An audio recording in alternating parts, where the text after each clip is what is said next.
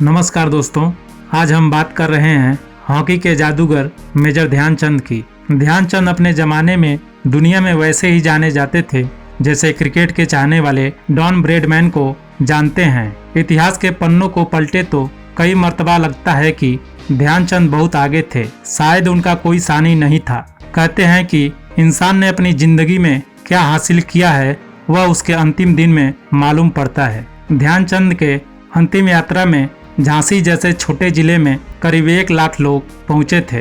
कहा जाता है कि पुलिस की मर्जी के खिलाफ उनका अंतिम संस्कार स्टेडियम में हुआ था। इसके लिए सेना तक बुलाना पड़ा। शव को अग्नि देने से पहले उन पर हॉकी स्टिक और गेंद रखी गई थी। 29 अगस्त 1905 में उत्तर प्रदेश के इलाहाबाद में ध्यानचंद का जन्म हुआ था। उनके पिता सेना में थे। उनके पिता का बार बार ट्रांसफर हुआ करता था। इससे ध्यानचंद की पढ़ाई प्रभावित हुई और वह 6वीं तक ही पढ़ पाए थे। 1922 में 16 साल की उम्र में उन्होंने सेना ज्वाइन कर लिया। सैनिक उन दिनों अपनी बटालियन के साथ हॉकी खेलते थे। ध्यानचंद उन्हें देखते और उम्मीद करते उन्हें भी खेलने को मिलेगा। अपनी बटालियन के सूबेदार बाले तिवारी से उन्होंने हॉकी खेलने की इच्छा जाहिर की। बाले तिवारी ने सहयोग किया और ध्यानचंद को ट्रेनिंग दी।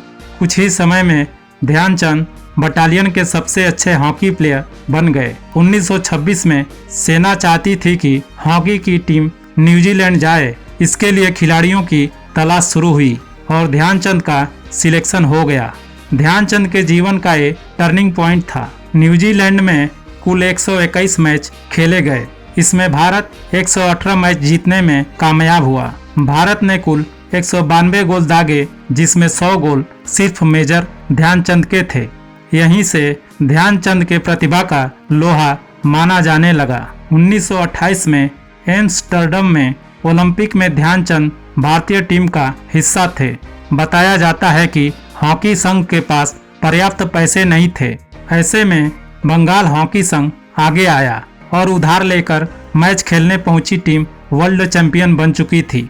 विदेशी अखबारों में जादू, जादूगर, जादू की छड़ी जैसे शब्द छप चुके थे और यहीं से ध्यानचंद को हॉकी का जादूगर कहा जाने लगा। 1928 में ही हॉलैंड में ध्यानचंद के प्रदर्शन के बाद दूसरी टीम के खिलाड़ियों सहित कई लोगों ने ध्यानचंद की हॉकी स्टिक पर सवाल उठाया। उनकी स्टिक को तोड़कर जांचा गया कि उसमें चुंबक तो नहीं लगा है। ये सिर्फ इसलिए किया गया था कि ध्यानचंद की स्टिक के पास बाल आने के बाद वो सीधे गोल पर ही दिखाई देती थी। वो ड्रिबल नहीं करते थे, बल्कि हर एंगल से बाल को गोल में पहुंचाने की क्षमता रखते थे। फिर वह ओलंपिक टूर्नामेंट आया, जिसकी चर्चा भारतीय टीम की जीत के लिए कम बल्कि ध्यानचंद और हिटलर की मुलाकात के लिए होती है। साल 1936 के इस टूर्नामेंट में ध्यानचंद कप्तान थे। यह पहला ओलंपिक था जिसको टीवी पर दिखाया गया था। यह हिटलर का दौर था। 15 अगस्त को भारत और जर्मनी के बीच मुकाबला हुआ। मैच के दौरान ध्यानचंद के दांतों में चोट लग गई। थोड़ी देर मैदान के बाहर रहे, लेकिन फिर लौट आए। इसके बाद उन्होंने तबातोड़ गोल दागे। भारत ने जर्मनी को ये मैच 1 के मुकाबले 8 गोल से हराया। कहा जाता है हिटलर बीच मैच में ही मैदान छोड़कर चला गया था। फिर ओलंपिक सम्मान समारोह में हिटलर की मुलाकात ध्यानचंद से हो गई। हिटलर उनसे बहुत प्रभावित हुआ था। उसने ध्यानचंद को अपनी सेना में जनरल का पद का ऑफर दिया, लेकिन ध्यानचंद ने इसे ठुकरा दिया था। कहा जाता है कि ध्यानचंद का नाम ध्यान सिंह था।